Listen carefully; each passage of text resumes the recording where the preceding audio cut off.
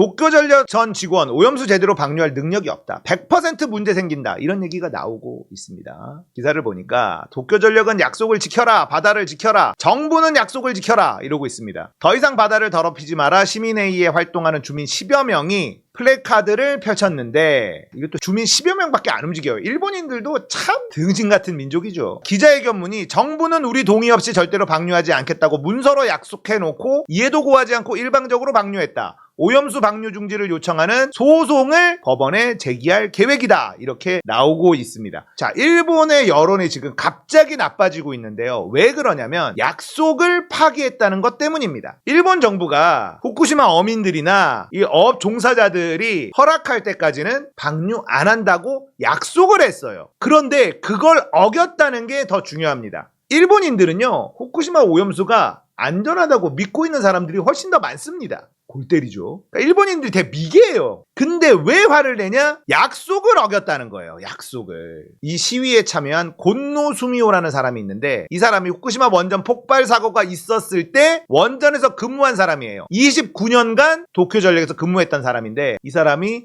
이런 얘기를 합니다. 직접 일해본 경험상으로 볼 때 도쿄전력은 오염수를 제대로 방류하고 관리할 능력도 없다. 대응 능력 엉망이고 늘 무언가가 고장난다. 방류 과정에서 무조건 문제가 일어날 것이다. 바다는 쓰레기통이 아니다. 오염수를 희석한다 해도 총량은 똑같고 결국 사람의 입으로 들어가게 될 것이다. 일본 정부는 그간 후쿠시마 원전 인근에 백혈병과 암 발병률이 높다는 데이터가 있는데도 과학적 연관성이 없다고 외면해왔다. 얘네들 이렇게 우기면서 방류하는 가장 큰 이유가 뭐냐면 방사능으로 인한 건강에 잘못된 일이 발생했을 때 인과관계를 증명하기가 어렵다는 거예요. 여러분들 기억나시죠? 삼성전자 반도체 공장에서 백혈병이 막 생기는데 인과관계를 입증하는 건 피해자 측이었단 말이에요. 잘 안 됐습니다. 어렵습니다. 암이 발병하는 건 여러 가지 원인이 있을 수 있기 때문에 이것 때문이다라고 콕 찍어서 입증하기가 어려워요. 이걸 노리고 그냥 하는 거란 말이죠. 실제 후쿠시마 정상화를 외치는 일본 정부 말과 달리 원전과 가까워질수록 도로에 설치된 방사능 전광판의 숫자는 높아졌다. 시간당 2.0 마이크로시버트를 훌쩍 넘는 곳도 많았다. 자연 방사능 방사선량은 보통 0.1에서 0.3 마이크로시버트다. 자, 오염수가 아니고 근처로만 가도 방사능이 치솟아. 그런데 그 멜팅 다운된 핵 연료봉에 오염이 된 그 물을 걸러냈대. 알프스로. 그러니까 처리술에 희석해서 바다로 보낸대. 그러니까 안전하대. 검증된 적 없고요. 투명하게 공개한 적도 없습니다. 안전하다고요? 믿을 수가 없는 거죠.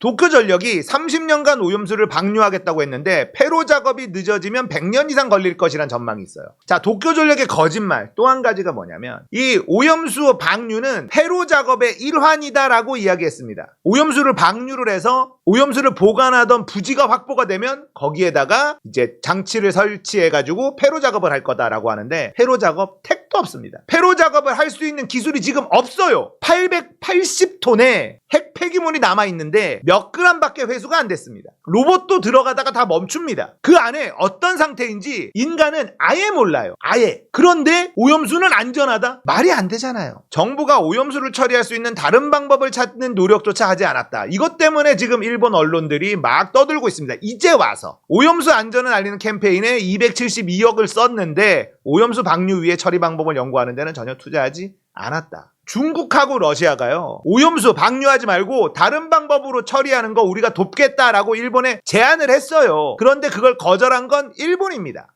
이런 얘기들이 일본 언론을 통해서 나오면서 지금 일본의 여론이 급속하게 안 좋아지고 있습니다. 일본의 시민들이 반대 목소리 높이지 않는 이유는 일본 정부가 오염수가 안전하다는 프로파간다를 오랫동안 해온 탓, 이런 얘기가 있고요. 그래서 안전하다는데 별일 있겠어? 여론이 형성됐어요. 이건 일본 국민들의 국민성입니다. 일본은 정치에 대해서 굉장히 무관심합니다. 그냥 높은 사람들이 알아서 하는 거, 이렇게 생각하고 가업을 이어서 하는 정치인도 그냥 용인해주는 문화, 이게 일본에 있어요. 그러니까 일본 국민들이 굉장히 우매하다는 거죠. 이번 오염수 방류는 정부가 시민의 동의를 날조한 것이다, 뭐 이런 언론인의 비판도 있었고요. 한국에서 반대 목소리를 높여달라는 당부가 있었대요. 사토 공동대표는 윤석열 한국 대통령이 기시다와 손잡고 많은 일을 하고 있다. 윤석열이 일본 정부의 오염수 방류를 용인하지 않도록 한국인들이 막아달라. 안 돼! 미안한데 우리도 죽겠어! 우리도 죽겠다고!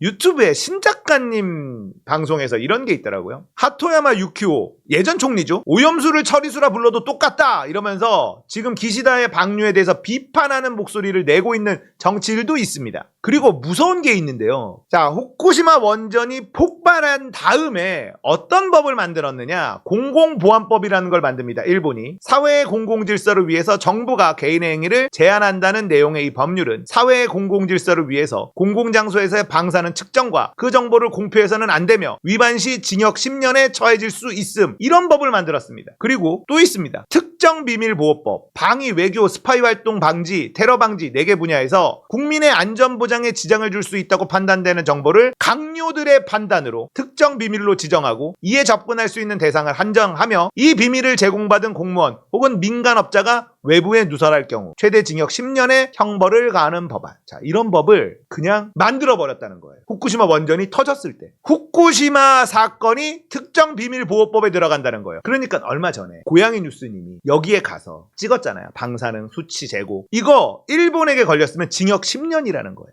얘네들은 이렇게 다 틀어막고 입을 틀어막고 이렇게 지금까지 관리해 왔다는 겁니다. 그래놓고 안전하다고 합니다. 이런 상황을 쭉 보면 후쿠시마 오염수가 안전하다는 말은 정말 신뢰할 수 없다는 겁니다. 일본이란 나라는 인류에 도움을 준 적이 없는 나라다. 큰일입니다.